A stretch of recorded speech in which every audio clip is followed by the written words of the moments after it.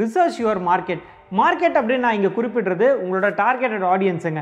அதாவது உங்களோட ப்ராடக்ட்டையோ இல்லை சர்வீஸையோ எந்த டார்கெட்டட் ஆடியன்ஸ்க்கு நீங்கள் கொடுக்க போகிறீங்க அவங்கள நீங்கள் ரிசர்ச் பண்ணுங்க. அவங்கள எப்படி ரிசர்ச் பண்ணுறது அப்படின்னு கேட்டிங்கன்னா ரொம்ப சிம்பிளாக இதையே ஒரு பிஸ்னஸ் மாடலாக கன்வெர்ட் பண்ணலாம். ஹாஸ்டலில் இருக்கக்கூடிய அதே மாதிரி பொதுமக்களுக்கு இருக்கக்கூடிய ப்ராப்ளத்தை சால்வ் பண்ணுறதுக்கான ஒரு ப்ராடக்டை டிசைன் பண்ணுறாங்க. அதுதான் உங்களுடைய காம்படிட்டர்ஸையும் நீங்கள் அனலைஸ் பண்ணுங்க. அதாவது காம்படிட்டரோட ப்ராடக்ட் என்ன, அவங்க என்ன விலைக்கு கொடுக்குறாங்க, அந்த ப்ராடக்ட்லேருந்து உங்கள் ப்ராடக்ட் எந்த அளவுக்கு யூனிக்காக இருக்குது. ஸோ இதெல்லாமே காம்படிட்டரை ரிசர்ச் பண்ணும்போது உங்களுக்கு தெரியும். ஸோ ஒரு ப்ராப்ளத்தை ஐடென்டிஃபை பண்ணாங்க, அது ஒரு பெரிய கம்யூனிட்டிக்கு இருக்கக்கூடிய ப்ராப்ளம் அப்படின்றதையும் ஐடென்டிஃபை பண்ணாங்க, அதை பிஸ்னஸாக கன்வெர்ட் பண்ணாங்க. இன்றைக்கி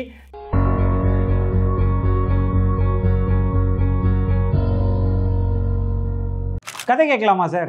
அதுவும் பிஸ்னஸ் பற்றின 4 சுவாரஸ்யமான கதைகள். வணக்கம் ஆண்டர்பிரனர்ஸ். எந்த ஒரு பிஸ்னஸுமே ஒரு ஐடியாவில் இருந்து தாங்க ஆரம்பிக்கும். ஆனால் எல்லா ஐடியாஸுமே சக்ஸஸ்ஃபுல் ஸ்டார்ட் அப்ஸாக மாறுறதில்லை. எதனால் அப்படின்னு பார்த்தீங்கன்னா, ஒரு சில ஐடியாஸ் மக்களுக்கு தேவையான ஒரு பிஸ்னஸ் ஐடியாவாக இருக்கும், ஒரு சில ஐடியாஸ் நம்மளுக்கு ரொம்ப பிடிச்ச ஐடியாவாக இருக்கும், ஆனால் அது மக்களுக்கு தேவையில்லாமல் போயிடும். ஸோ எந்த ஒரு பிஸ்னஸ் ஐடியாவாக இருந்தாலும் அதை நம்ம வேலிடேட் பண்ணோங்க. அதாவது இந்த பிஸ்னஸ் ஐடியா சக்ஸஸ்ஃபுல் பிஸ்னஸாக மாறுமா இல்லையா அப்படின்றத நம்ம வேலிடேட் பண்ணோம். அது எப்படி பண்ணுறது அப்படின்னு பார்த்தீங்கன்னா, அதுக்கு 4 ஸ்டெப்ஸ் இருக்குது. அதை பற்றி தான் நம்ம இன்றைக்கி வீடியோவில் பார்க்க போகிறோம். அது மட்டும் இல்லாமல் நீங்கள் சொந்தமாக பிஸ்னஸ் ஆரம்பிக்க போகிறீங்க அப்படின்னா உங்கள் பிஸ்னஸ்க்கு தேவையான ரிஜிஸ்ட்ரேஷன்ஸ் என்ன, லைசன்சஸ் என்ன, அது எப்படி வாங்குறது, இது அத்தனையுமே ஒரு பிடிஎஃப் டாக்குமெண்ட்டாக கிரியேட் பண்ணியிருக்கோம். உங்களுக்கு அந்த பிடிஎஃப் டாக்குமெண்ட் தேவைப்படுது அப்படின்னா டிஸ்கிரிப்ஷனில் இருக்கக்கூடிய லிங்கை கிளிக் பண்ணி அந்த பிடிஎஃப் டாக்குமெண்ட்டை டவுன்லோட் பண்ணிக்கலாம்.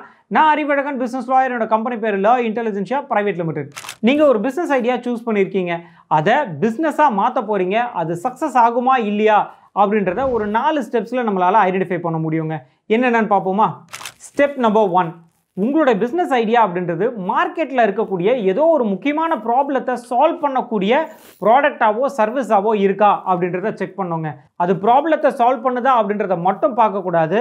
அந்த ப்ராப்ளம் அப்படின்றது ஏதோ ஒரு சில மக்களுக்கு மட்டும் இல்லாமல் அது ஒரு பெரிய லார்ஜர் குரூப் ஆஃப் பீப்புளுக்கு அந்த ப்ராப்ளம் இருக்கா அப்படின்றத நம்ம செக் பண்ணோங்க. 2008 2 ஐஐடி மாணவர்கள்ங்க, திபேந்தர் அண்ட் பங்கஜ் அப்படின்னு, அவங்க ஹாஸ்டலில் இருக்கக்கூடிய தன்னுடைய நண்பர்கள் சரியான உணவு இல்லாமல் தவிக்கிறாங்க. அது மட்டும் இல்லாமல் பக்கத்தில் எந்த இடத்துல ஹோட்டல் இருக்குது, அதே மாதிரி அந்த ஹோட்டலில் என்ன மெனு இருக்குது, அந்த ஹோட்டல் வெஜிடேரியனா நான் வெஜிடேரியனா, இந்த மாதிரி பல விஷயங்கள் தெரியாமல் ஹாஸ்டலில் இருக்கக்கூடிய மாணவர்கள் தவிச்சிட்டு இருந்தாங்க.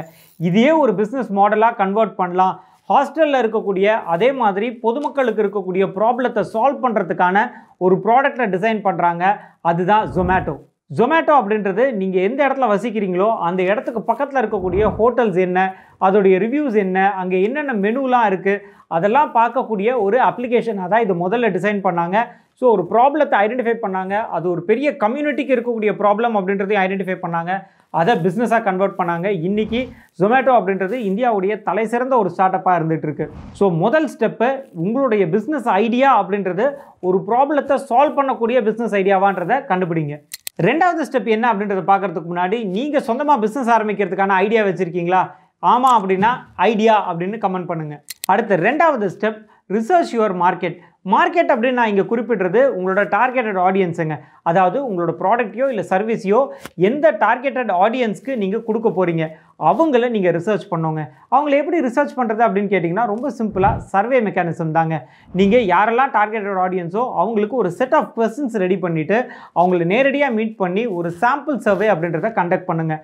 அந்த சாம்பிள் சர்வேயில் இந்த ப்ராடக்ட்டை எவ்வளோ ரூபாய்க்கு வாங்கிப்பாங்க, இந்த ப்ராடக்ட்டுக்கான தேவை இருக்கா, இதெல்லாம் கேட்டு தெரிஞ்சுக்கோங்க. வெறும் டார்கெட்டட் ஆடியன்ஸை மட்டும் நீங்கள் சர்வே பண்ண முடியாது, உங்களுடைய காம்படிட்டர்ஸையும் நீங்கள் அனலைஸ் பண்ணுங்க. அதாவது காம்படிட்டரோட ப்ராடக்ட் என்ன, அவங்க என்ன விலைக்கு கொடுக்குறாங்க, அந்த ப்ராடக்ட்லேருந்து உங்கள் ப்ராடக்ட் எந்த அளவுக்கு யூனிக்காக இருக்குது. ஸோ இதெல்லாமே காம்படிட்டரை ரிசர்ச் பண்ணும்போது உங்களுக்கு தெரியும். ஸோ இங்கே மார்க்கெட் அப்படின்னு நான் சொல்கிறது ஒன்று ஆடியன்ஸ், இன்னொன்று காம்படிட்டர்ஸ். இவங்க 2 பேரையும் ரிசர்ச் பண்ணிங்க அப்படின்னா கட்டாயம் உங்கள் ப்ராடக்ட் அப்படின்றது ஒரு வயபிளான ப்ராடக்டாக இல்லையா, இதை மக்கள் வாங்கிப்பாங்களா இல்லையா அப்படின்றது தெரிய வரும். ஒரு கதை சொல்லணும்ல, சரிங்க. ஸ்னாப்டீல் உங்கள் எல்லாருக்குமே தெரிஞ்ச ஒரு கம்பெனி தான். இதோடைய டேரக்டர்ஸ் அப்படின்னு பார்த்தீங்கன்னா குணால் அண்ட் ரோஹித் அப்படின்னு, இவங்க 2 பேருமே ஒரு சர்வே கண்டக்ட் பண்ணுறாங்க. இந்த சர்வேயில் இந்தியாவில் ஒரு இ-காமர்ஸ் போர்ட்டலுக்கான தேவை இருக்குது. அதுவுமே ஒரு கேப் என்ன இருக்குது அப்படின்னா, இ-காமர்ஸ் பிளாட்ஃபார்ம்ஸில் நல்ல டீல்ஸும் டிஸ்கவுண்ட்ஸும் ஆஃபர்ஸ் கொடுக்குற மாதிரியான ஒரு இ-காமர்ஸ் போர்ட்டல் இல்லை அப்படின்றத ஐடென்டிஃபை பண்ணுறாங்க. அதை பூர்த்தி செய்யும் வகையில் தான் இவங்க லான்ச் பண்ண ஒரு ப்ராடக்ட் அப்படின்றது ஸ்னாப்டீல். அண்ட் அடுத்த ஸ்டெப் பார்க்குறதுக்கு முன்னாடி ஒரு சின்ன விஷயங்க, நம்மளோட கண்டென்ட் அத்தனையும் இப்போ ஸ்பாட்டிஃபைலையும் லிஸ்ட் ஆகிட்டு இருக்கு. இதுக்கப்புறமா நீங்கள் ஆன் த கோவில் நம்ம கண்டென்ட் அத்தனையும் கேட்டு உங்களோட பிஸ்னஸை அடுத்தடுத்த நிலைக்கு வளர்க்க முடியும். மறக்காமல் ஃபாலோ பண்ணிடுங்க. ஸ்டெப் நம்பர் 3, ஒரு மினிமம் வயபிள் ப்ராடக்ட்டை டிசைன் பண்ணுங்க. மினிமம் வயபிள் ப்ராடக்ட்னா என்ன அப்படின்னு பார்த்தீங்கன்னா, நீங்கள் கூட்ஸில் இருக்கீங்க, அதாவது ஏதோ ஒரு ப்ராடக்ட்டில் இருக்கீங்க அப்படின்னா ஒரு ப்ரோட்டோடைப் ரெடி பண்ணலாம். வேற சர்வீஸில் இருக்கீங்க அப்படின்னா நீங்கள் ஒரு minimum basic version of your service நீங்கள் லான்ச் பண்ணலாம். அதை ஒரு குறிப்பிட்ட குரூப் ஆஃப் பீப்புளுக்கு டெஸ்ட் அண்ட் ட்ரையல் பேசிஸில் கொடுங்க. அவங்க என்ன இதுக்கு ஃபீட்பேக் கொடுக்குறாங்க, அந்த ஃபீட்பேக்கை பேஸ் பண்ணி இந்த ப்ராடக்ட்டில் இந்த டிஃபெக்ட்ஸ் இருக்குது, இல்லை இந்த ப்ராடக்ட்டை எப்படி இம்ப்ரூவ் பண்ணால் இந்த ப்ராடக்ட்டை கஸ்டமர்ஸ் வாங்கிப்பாங்க அப்படின்றத நீங்கள் ஐடென்டிஃபை பண்ணி உங்கள் ப்ராடக்ட்டை இன்னும் மேம்படுத்தணுங்க. பவேஷ் அண்ட் அங்கித் அப்படின்னு 2 நண்பர்களுங்க. இவங்க பெங்களூரில் வசிச்சுட்டு இருக்காங்க. ஸோ இவங்களுக்கு ஒரு சாஃப்ட்வேர் பிஸ்னஸ் ஆரம்பிக்கணும் அப்படின்னு ரொம்ப நாளாக ஆசை. ஸோ அதுக்கு ஒரு சின்ன ஆப் ஒன்று ரெடி பண்ணுறாங்க. ஒரு டெஸ்ட் அண்ட் ட்ரையல் பேசிஸில் டிரைவர்ஸையும் கஸ்டமர்ஸையும் கனெக்ட் பண்ணக்கூடிய ஆப்பாக இதை டிசைன் பண்ணுறாங்க. இது டிசைன் பண்ண உடனே நல்ல ஒரு ரீச் கிடைக்குது. நிறைய பேர் கார் புக் பண்ணணும், கார் ஹையர் பண்ணணும் அப்படின்னு நினைக்கிறவங்க நிறைய பேர் இந்த ஆப் மூலிமா டிரைவர்ஸை புக் பண்ணாங்க.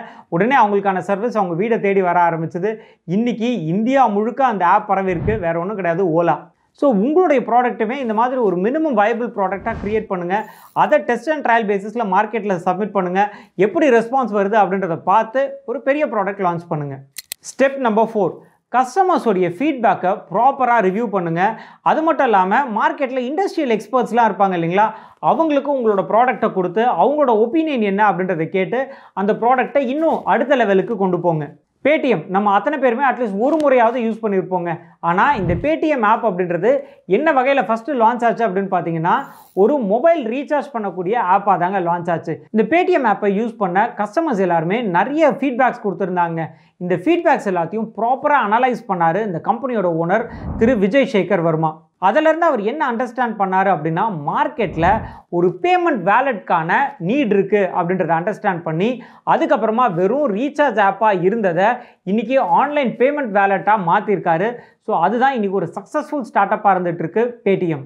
ஸோ இப்போ உங்களுக்கான நேரம். உங்களுடைய பிஸ்னஸை நான் சொன்ன இந்த 4 ஸ்டெப்ஸையும் யூஸ் பண்ணி ப்ராப்பராக வேலிடேட் பண்ணி உங்களோட பிஸ்னஸ் பெரிய அளவுக்கு சக்ஸஸ்ஃபுல்லாக ஆகுமா, இல்லை இதை எப்படி இம்ப்ரூவ் பண்ணலாம் அப்படின்றத அனலைஸ் பண்ணுங்கள்.